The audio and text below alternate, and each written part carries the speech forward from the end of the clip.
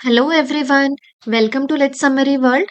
This is Jyoti Chaudhary and today we are going to start the series of English NCERT.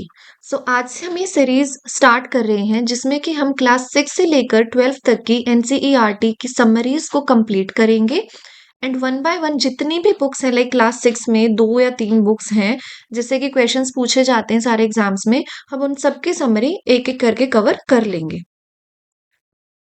So now let's start with the first chapter of Honeysuckle, Class 6 NCERT.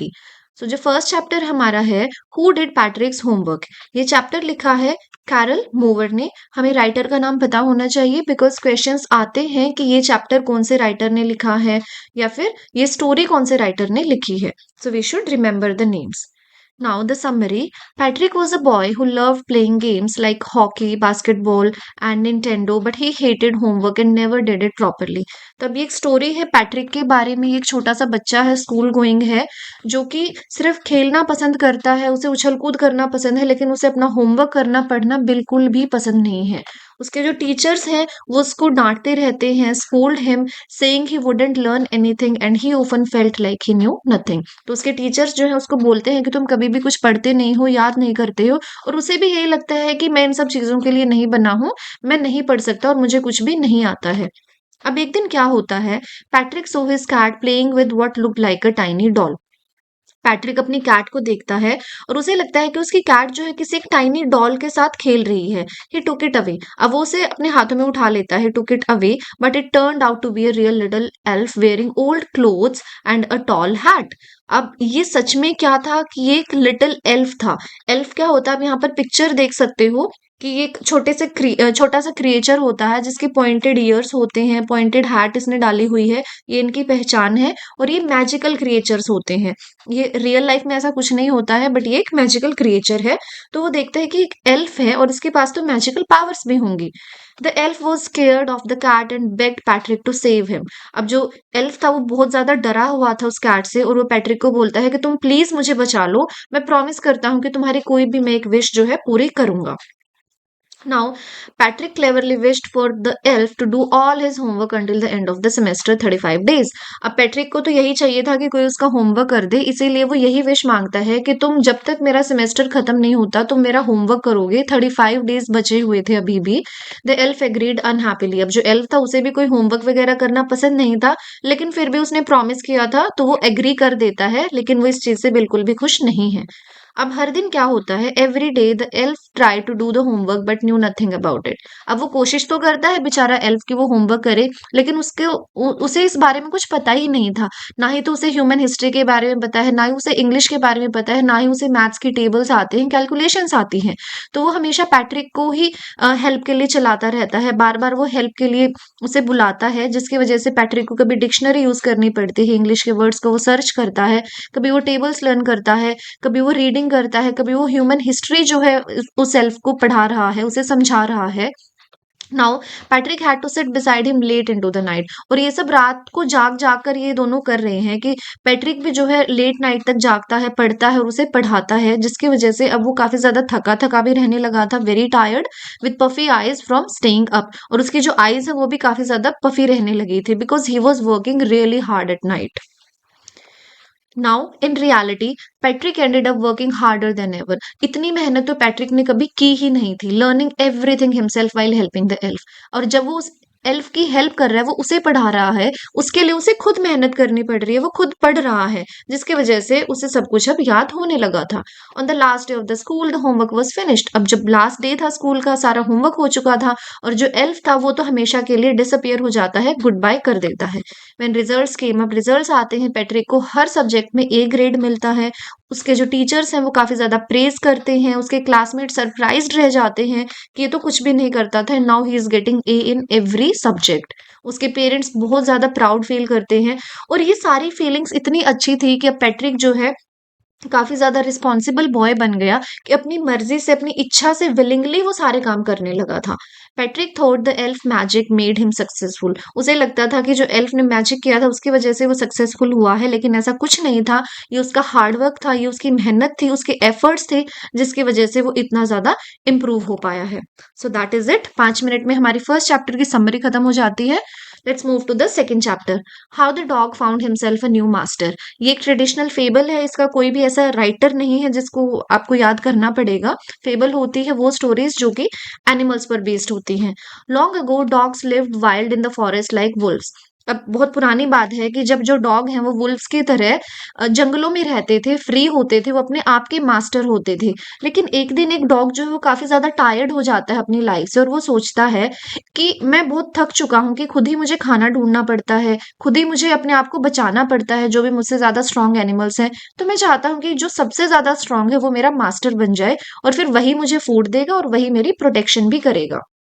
Now the dog first met a big fierce wolf. अब उसे सबसे पहले wolf मिलता है। One by one ये सारे जो भी इसे लगता है कि स्ट्रांग एनिमल्स है उनके पास जाएगा, जब तक इसे जो स्ट्रॉन्गेस्ट एनिमल है वो ना मिल जाए। अब वो पहले वुल्फ के पास जाता है और उसे कहता है कि क्या तुम मेरे मास्टर बनोगे। The wolf agreed. जो वुल्फ है वो एग्री कर जाता है, and they walk together through the forest. अब वो फॉरेस्ट में चले जाते हैं। Soon the wolf spotted a bear coming their way. अब वुल्फ को थोड़ी ही देर बाद एक बेयर दिखता है उनकी तरफ आता हुआ। He got terrified, और जो वुल्फ है वो काफी ज्यादा डर जाता है। He turned pale, उसका रंग उड़ जाता है। Started sneaking away quietly, और वो कोशिश करता है कि वो धीरे से वहां से भाग जाए। जो डॉग है वो रियलाइज करता है कि भाई वुल्फ जो है वो सबसे ज्यादा स्ट्रांग नहीं है, ये तो बेयर से डर गया, इसका मतलब बेयर सबसे ज्यादा स्ट्रांग है। अब the dog said goodbye and left the wolf to find someone stronger, इसलिए वो वुल्फ को छोड़ देता है। Next the dog ask the bear to be his master. अब उसे लगता है कि बेयर जो है वो सबसे ज्यादा स्ट्रांग है, तो वो उसे अपना मास्टर बनाना चाहता है, और उससे पूछता है। The bear agreed proudly. अब बेयर जो है वो भी प्राउडली एग्री कर जाता है, saying no one could beat him, और कहता है कि मुझे कोई भी नहीं हरा सकता। They went away happily until they heard loud roaring. अब वो हैप्पीली जा रहे हैं, लेकिन तभी उन्हें दहाड़ने की आवाज आती है, रोरिंग लाइन की। The bear become frightened and told the dog to run and hide. अब जो बेयर है वो भी डर जाता है और वो डॉग को बोलता है कि भागो और कहीं पर छुप जाओ। It was a lion.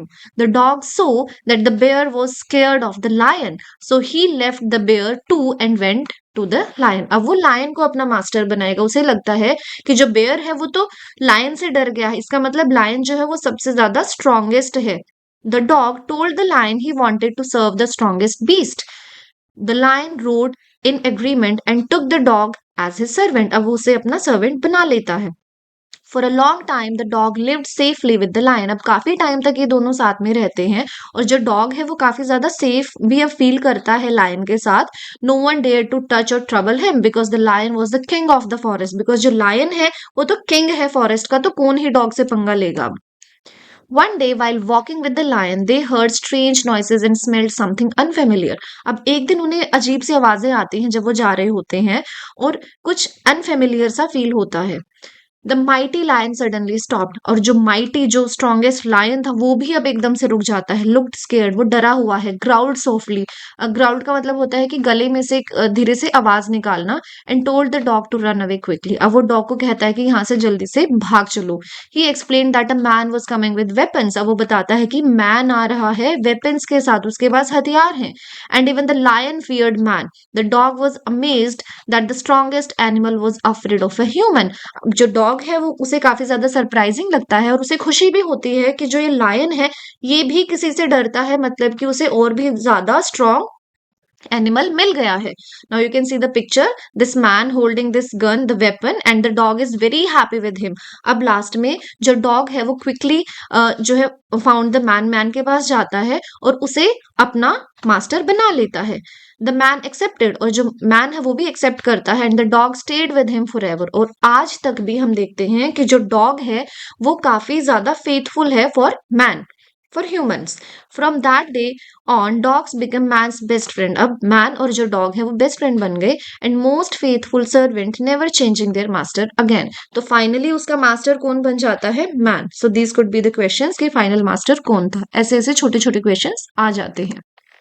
Now the third chapter, Taro's reward. ये भी अनोनिमस राइटर है, जापानीज फॉकटेल है ये।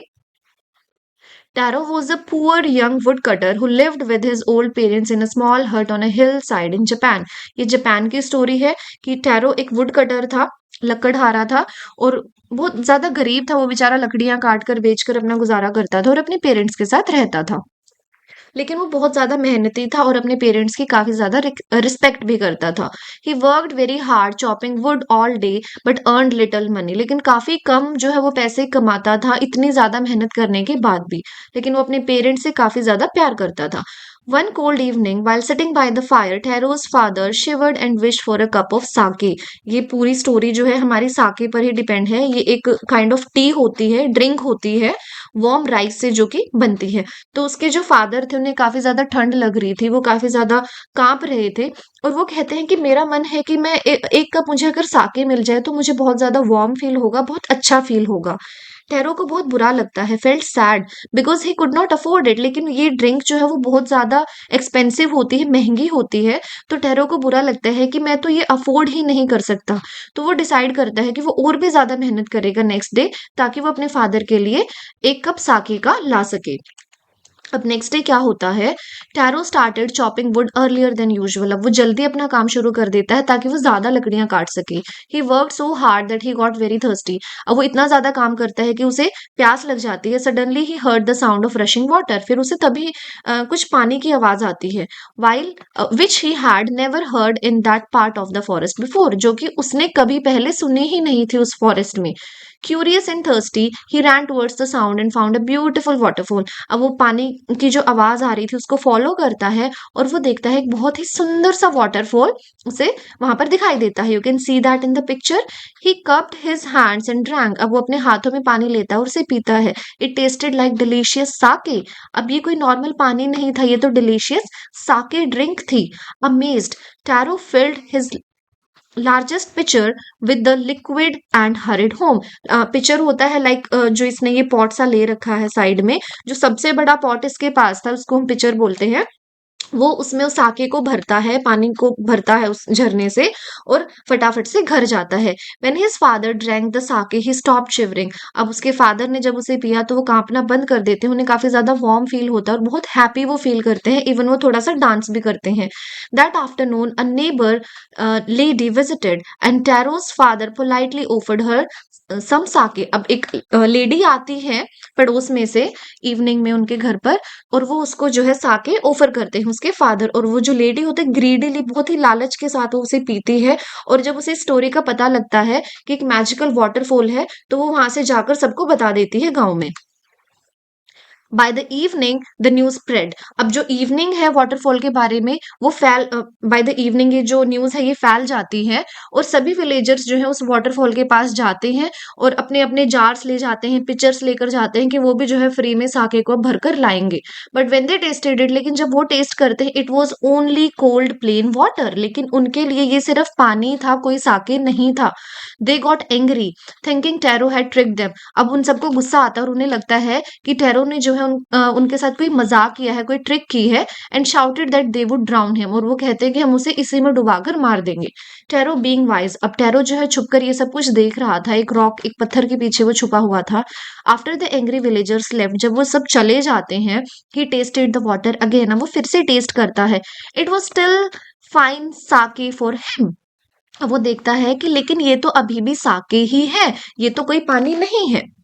The waterfall gave sake only to Taro because he was a thoughtful and loving son. अब ये बहुत ज्यादा जो है थॉटफुल था और बहुत ज्यादा प्यार करता था अपने पेरेंट्स से, इसीलिए जो वाटरफॉल था वो सिर्फ इसी को जो है साके प्रोवाइड कर रहा था, बाकी सबके लिए वो जस्ट प्लेन वाटर ही था। The story of Taro's magical waterfall soon reach the emperor of Japan. अब जो एम्परर थे जापान के, उनके पास ये स्टोरी पहुंचती है कि टैरो की नेचर की वजह से वो कितना फेथफुल है और कितना हार्ड वर्किंग है, इस वजह से उसे एक मैजिकल वाटरफॉल मिला है जो कि सिर्फ उसे ही साके ड्रिंक प्रोवाइड करता है। He called Taro to the palace. अब जो एम्परर है वो टैरो को बुलाते हैं अपने पैलेस में और उसे 20 पीसेज ऑफ गोल्ड कॉइन भी गिफ्ट करते हैं for being so good and kind to his parents and name the most beautiful fountain in the city after him. और उनकी सिटी में जो सबसे ब्यूटीफुल फाउंटेन था, जो सबसे ब्यूटीफुल फुवारा हम बोल सकते हैं था, वो टैरो के नाम उसका नाम टैरो के नाम पर ही रख देते हैं। वो ये लेसन देना चाहते थे वहां पर जितने भी चिल्ड्रन थे उनको एनकरेज करना चाहते थे कि आप सबको भी अपने पेरेंट्स को ओबे करना चाहिए और आपको भी टैरो की तरह ही बनना चाहिए। Taro's hard work and love were truly rewarded. और उसका जो हार्ड वर्क था और उसका जो प्यार था अपने पेरेंट्स के लिए, वो ट्रूली उसको रिवॉर्ड उसका मिलता है by the end. So here we come to the end. 15 minutes में हमने 3 चैप्टर्स की समरी कर ली है। This is how we are going to do the summary of other chapters as well. 3 से 4 दिन में आपकी क्लास 6 की एनसीईआरटी फिनिश हो जाएगी। Then will do class 7, 8 and so on. 12 तक हम सारी एनसीईआरटी कवर कर लेंगे। So keep watching, like, share and subscribe the channel. Thank you very much.